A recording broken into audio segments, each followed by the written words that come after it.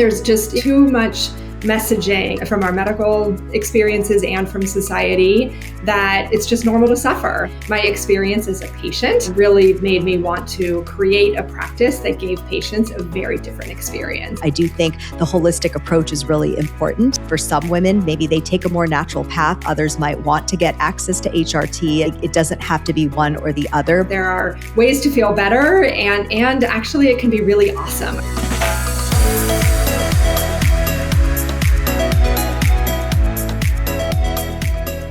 Hello, everyone, and welcome to another episode of Your Power Move by Passion Fit. I am Rena Vacone, your host, and I am so excited to welcome my latest guest today. Her name is Dr. Amy Day, and she is a naturopath doctor. She is an ND, and she runs the Women's Vitality Center. And what's really cool is that she's only the fourth licensed neuropathic doctor in the state of California, which is amazing. And she is a women's health expert and hormonal expert and works with women in various areas, lifestyle counseling, blood work, really looking at all the different aspects of their health and well-being from the inside out and taking a natural approach. So everybody, welcome Dr. Amy Day. Thank you so much, Rena. It's really awesome to be here. You're doing such great things with this podcast, and it's an honor to be here. Thank you.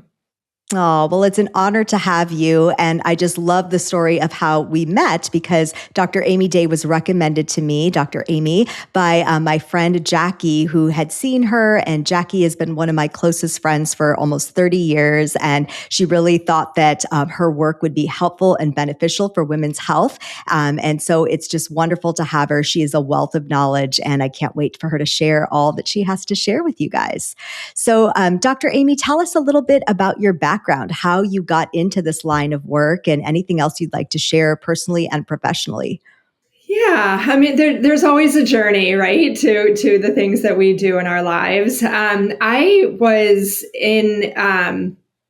just personally really interested in natural medicine, things like herbs and nutrition, and that during college, like it was not something that I really was raised with particularly, but I was just curious to explore alternative things and kind of the empowerment of knowing that, oh, there are things that I can eat or do or take that like impact my health and help me feel better. And I learned about echinacea as an herb that helps the immune system get over a cold faster. And I had never heard of that before at that point in my life. And just was really excited about the possibility of that.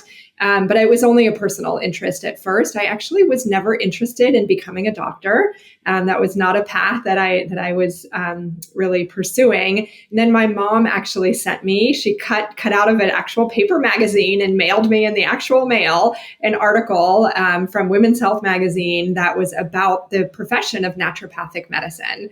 And I had never heard of it before. And it was just like all the lights came out shining and I could hear the bells. And it was like, oh, this is kind of what I've been looking for. And I didn't know it existed.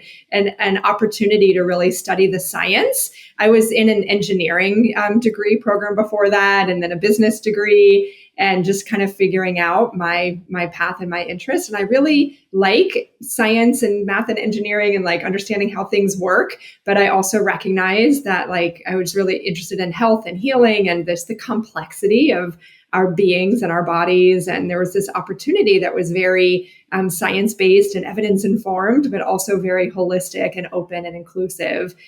So I was really excited about becoming a naturopathic doctor once I found out about that and had to get a bunch of prereqs. And then I moved to Portland, Oregon is the school that I went to is up in Portland. So, and I grew up in Florida. So, okay. So that was That's that was amazing. a move. Yeah. Yeah. And you've been doing this, I think you've been licensed for almost 20 years or over 20 years, right? Now, like 21 years or something, I think now. Yeah. Yeah. So yeah. Practicing. So yeah, when I finished school in Portland, I was done with the rain and gray weather. I'm a sunshine girl. And so my husband and I were checking out California as an option, but California wasn't licensed yet while I was in school because the license varies from state to state. And the licensure effort was going through like right as I was graduating, and I was able to be in that first wave and actually become the fourth ND, my license in California. So really quite an opportunity and timing. to join the practice that I joined at that time, and to be able to start my practice at that time. Yeah, that's incredible. And is it now more regulated, and do more states offer the license in addition to California? I would imagine over the last 21 years, it's accelerated since then, right? Yeah, and there were quite a few states before California also. So it's, we're kind of in the middle of that, but there's ongoing legislative, political stuff about expanding the licensure. There's a real need for primary care and holistic medicine. And so we're part of that. We're working on it, but we're a relatively small profession, but growing. That's incredible. I mean, yeah, I was going to ask, how has it changed? Because obviously from 2004, when you first got licensed, to now, into 2026, women's health has become a bigger topic of conversation, which has been wonderful. I work in the health and wellness space for women as well. And I'm really happy and pleased to see that women are, advocating for their own health. We're seeing a lot of conversations happening on social media. They're, challenging their healthcare providers to, really look into their hormonal needs, looking at blood work, looking at natural sources of, hormone replacement. Not to say that regular HRT is not good. I think there's lots of different paths that people can take, obviously in the Eastern and the Western medicine realms. I, being first generation born Indian American, kind of grew up with homeopathic medicine and Ayurvedics and herbs and spices and all those things. So to me, it's really fascinating to see how we've progressed so much. And so I'd love to hear from you what you've seen working in the profession, kind of what has evolved and grown over the last 21 years. Yeah, it's interesting to reflect on that. We're so moment to moment, day to day. So I appreciate the question. I focused on women's health because I went through a big personal issue while I was in naturopathic medical school. I was diagnosed with endometriosis. I had an emergency surgery and diagnosed with stage 4 endo, and it was really severe. And I had to really take a step back and think about my own health and how what I needed to do to really take care of myself. If I was going to go out there and be a practitioner to help other people, I needed to be okay too. But diving into all the research and all the treatment options and learning just so many different things about women's health and hormones, and really, the focus came from me, from my personal journey, but then I just realized how much of a need there was. And my experience as a patient really made me want to create a practice that gave patients a very different experience than what the typical, experience is for so many people seeking women's health treatments and being told it's normal, or it's, oh, pain is typical, or you just have to put up with it, or sorry, there's nothing we can do, or that kind of thing. And, or drastic surgeries and medications, which there's a time and a place, like you were saying, I really think there's a time for everything, but really wanting to have a more supportive, empowered, informed, and options kind of a experience that I wanted to create for patients. So that was right from the get-go. And then watching the field of women's health and hormones. As naturopathic doctors, we were actually trained in bioidentical hormone therapy right from the beginning. So even before the Women's Health Initiative study that was stopped early in 2002 is what kind of scared everybody about hormone therapy. We were trained in how to do hormone therapy safely from before that and through that. And so I've been prescribing hormones for the last 20 years in safe ways, and being aware of the nuances of the research and what we now have as greater guidelines that more and more doctors are learning about too. So, and there's more research happening all the time too, right? So never enough. Women's health is never enough research, but at least we have some of the things that we have had coming out that are really helpful for understanding efficacy and safety, and when it's not also, and then the holistic approach, like you were alluding to, like the working with Ayurveda or Chinese medicine or other formats, and herbs and dietary effects and gut health, and just all those things matter so much also. So I really appreciate, I think there's been kind of a swing towards hormone therapy specifically. And I think the pendulum's kind of needs to come back to the center a little bit more to recognize that, like, yes, it's relatively safe and we should have access to it. And it's not the only answer. There's so many other things that can be done to support also, whether you do or don't take hormones, other things to do along with that. So. Yeah, I agree. I think having that balance is good. I'm sure you had to counteract a lot of fear in those years when that research was pointing against hormone replacement therapy. But I agree that there are also so many things. I even, as a health coach for my clients, do a lot of training on hormone, management really, and how lifestyle medicine can really help with that, right? And so when we can focus on our daily movement and our nutrition and what nutrient dense foods we're eating and how we're managing stress, how we're managing our sleep. I do think the holistic approach is really important. The supplements that we're taking with, our doctor's support as well. And, for some women, maybe they take a more natural path. Others might want to get access to HRT. And I agree. I think it doesn't have to be one or the other, but those are not the only things to consider. It really is the whole sort of spectrum of lifestyle medicine. So I'm curious if you experienced any other challenges as you've been working with patients, whether it's just trends that you've seen, or again, people that maybe were fearful of, understanding how to work with hormone replacement therapy or other types of things that you prescribe. Like, what are some of the challenges you've experienced? I mean, or maybe not. Yeah. I mean, there's, hopefully not. Like you said, the idea that there's just been a lot of fear that was actually not based in research, but it was so blown out of proportion by media and just the response at the time. So just the education and really standing for women having access and having the option, and knowing safe ways to do it. That means that it's along with all those things you were just mentioning, your movement and your diet and your sleep and all of that. Those things really impact our hormones. Like, it's not some little meaningless thing that you're doing. Like, that has an impact on your hormones. It's really important and good to be doing those things. And there are some people who are doing all the things and just still so miserable. We now specialize in perimenopause and then menopausal support too. And there's just too much messaging from our medicine, from our medical experiences, and from society, that it's just normal to suffer. Like, it's just, you just have to kind of put up with it. There's nothing you can do. And I think being able to really speak out and step up for empowerment around, like, yes, you deserve better answers. Like, you can do something to help yourself. And some of that is, I'd say, a challenge, I guess, is that some of that is things that people have to actually do in their day-to-day life.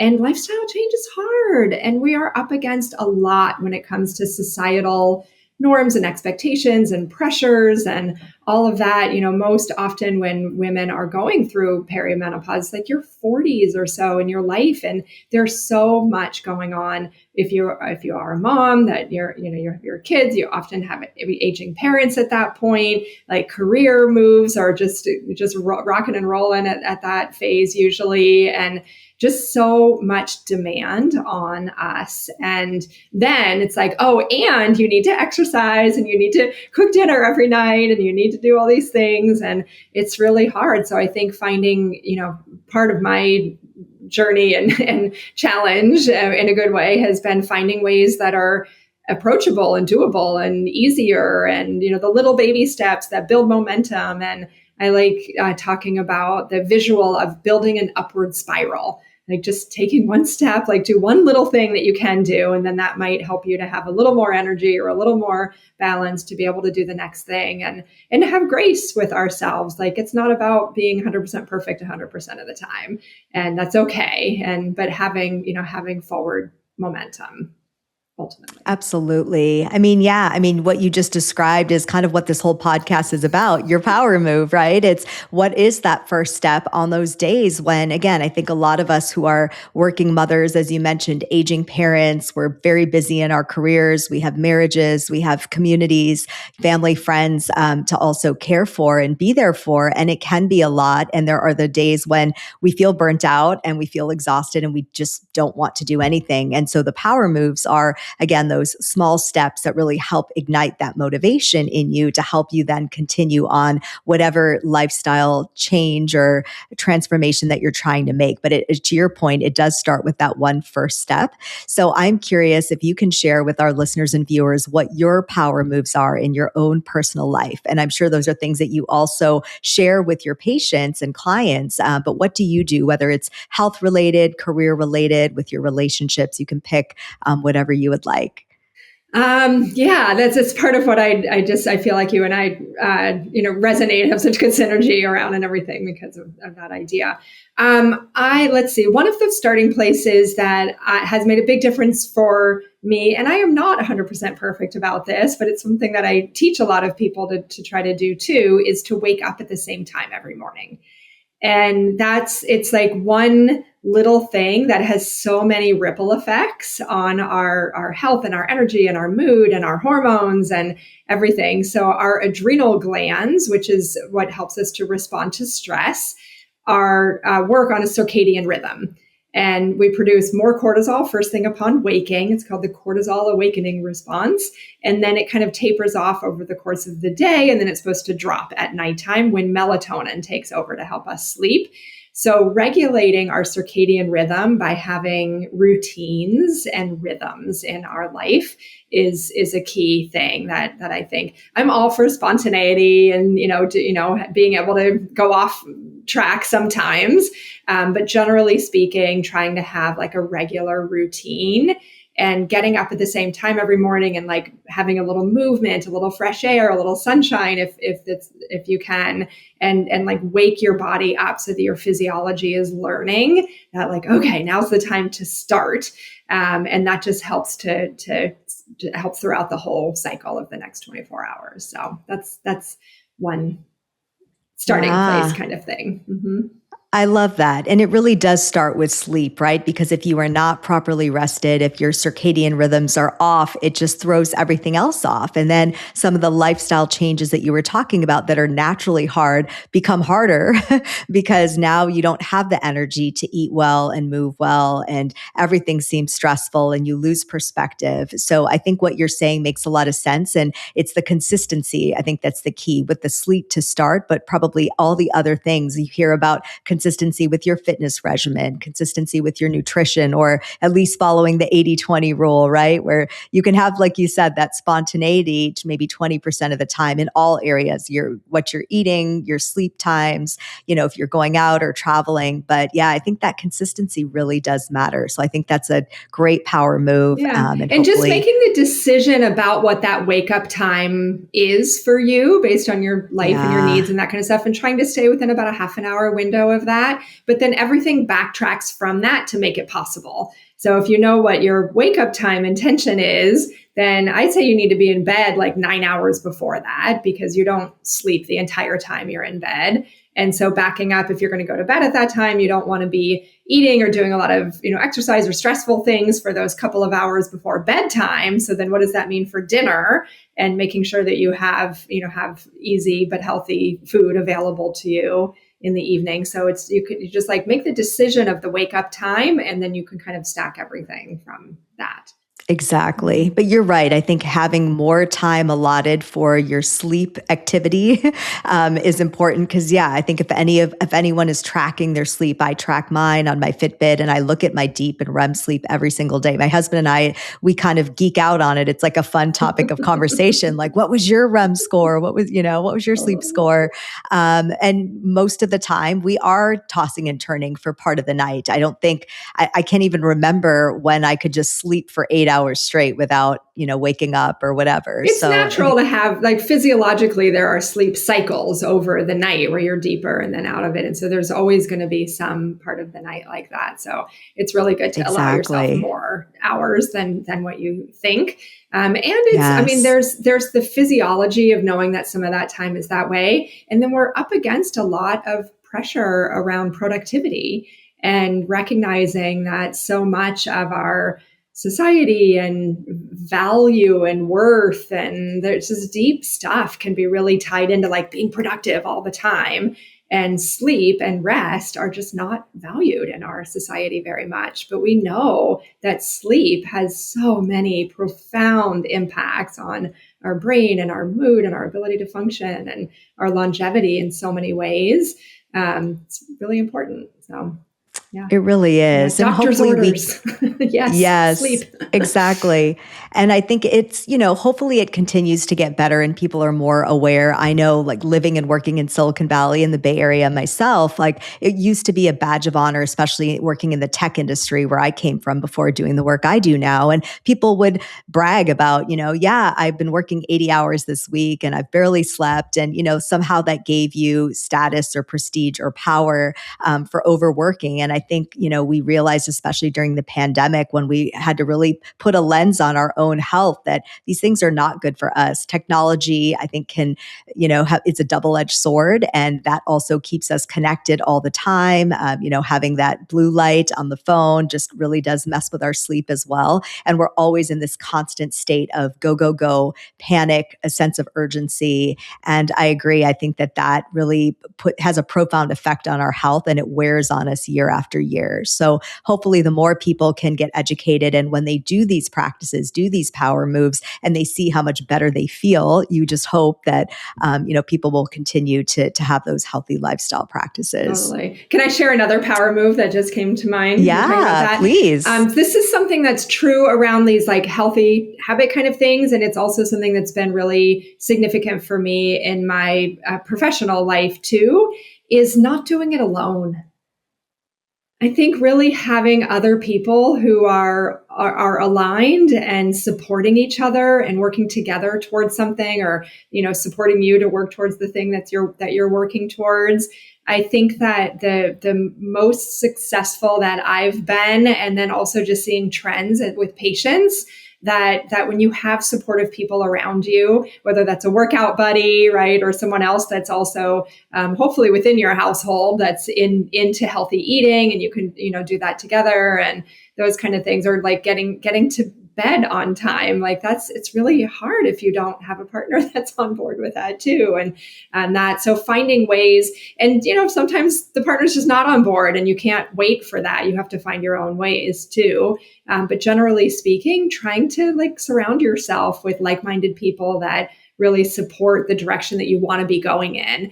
Because if you're around people who are like, we work 80-hour weeks and that's how it is and all that, you're going to tend to do that. But if you really spend time with the people who are valuing their health and making themselves a priority and all of the things that they're doing, that's going to rub off on you too. So absolutely. Yeah. Community, like-minded people, having accountability partners, whether it's within your household, like you're saying, or within your broader community, I think that makes a huge difference. Yeah. So you talked a lot about your, endometriosis diagnosis and kind of what got you started. Are there any other elements of your purpose and what drives you to do this work that you've been doing for over 20 years? Yeah, it really did start with that of just I just wanted people to have a better experience for women's health and to have more of that. Over the years, I have recognized that another layer to a why for me is seeing so many times now, what happens in that person's life compared to when they were feeling exhausted and tired and brain foggy and couldn't sleep and all like what they're able to do in their life versus when they feel energetic and excited and connected to their health and all of that, like the impact that they can have in their lives when their own health and hormones are supporting them. That is really an exciting factor for me for thinking of a why, is the ripple effect. Like when one woman that we work with gets healthier, feels better, like that's probably going to influence family, right? Women have so much impact on their family. And then it's probably going to influence her community because of who she's being and the causes she may support or the things she may be able to do. And then professionally, working with people who are leaders, whether they're an entrepreneur or a leader in their business or a leader in their community, the ripple effect of the impact when more women plus, I like to be gender inclusive, of people who are just not well taken care of typically in the patriarchal system, when there's more health and energy, it makes the world a better place. Absolutely. And it really does start from within, and it does start from your well-being. And having that intact can then, yes, have an effect on so many other areas of your life, which is really important. Well, that sounds like a really great purpose. And is there anything else that you would like to share with us? Maybe something that not everybody knows about you, maybe a fun fact. So I have a long history of being an ultimate Frisbee player. That's a fun fact. Wow. It's how my husband and I met, and it is how a lot of my early adulthood, like community, was like all my friends through ultimate Frisbee. So surrounding myself with people who, like to exercise and are just, it's like a real, really cool community of people through ultimate. Over the years, I have to be a little gentler on my joints. These days I'm playing beach ultimate. I had a break for quite a few years actually, because of a knee issue that I'm working my way back from. But playing on the sand here in the Bay Area, we have a beach ultimate pickup game in Alameda. That's a really, really fun thing. And then recently I'm also getting into pickleball. So I'm joining that craze. I love it. Yeah. My husband's and my kids are really into pickleball. So my husband's like, we need to join a couples pickleball league. Yeah. So we're looking to do that. That's fun. I love ultimate Frisbee. What a fun way to meet your husband. And we have, our kids play competitive soccer, and there's a soccer complex, not too far from our house where they practice. And oftentimes they rent out that space for ultimate Frisbee tournaments. And so we've seen a bunch happening, and it's a huge craze. I mean, people come from all over the country, even all over the world, for these big tournaments. And that's cool. It's a really exciting sport. There's a big beach ultimate tournament. Two of them kind of happen in the same weekend in Santa Monica in January, actually. So that's every year. It's like just as far as you can see down the beach. It's just like ultimate fields and players. So I just really like that idea of play and having fun. And I think that's part of why pickleball is so popular in like our age and above and stuff. It's like, it's the way we get to play. Like we're not on the playgrounds anymore. We're not like, but it's just fun. And I think that's a really important part of life and health. Absolutely. And then you're moving, and sometimes you don't even realize you're getting in a great workout because it's not grueling. I mean, it can be grueling, but when you're right. But when you're in the moment and you're playing with a team and you're, with your significant other and friends, it really does make it enjoyable. And that's really the key, right? That's what's going to keep people staying active year after year when they find those activities, those sports, those types of workouts that they find fun. So I love your thoughts on that element of play. And play can happen at any age. It's not just in our childhood. I think in adulthood, it becomes even more important to give us perspective and not take ourselves so seriously all the time. Right. We have so much of our lives that, like we were saying before, all the demands and all the things we're dealing with and everything going on in the world at large. And it's just, there's so much to be worried about and everything. And I'm not saying to ignore all of that, but like to have breaks and to be able to just fuel yourself with some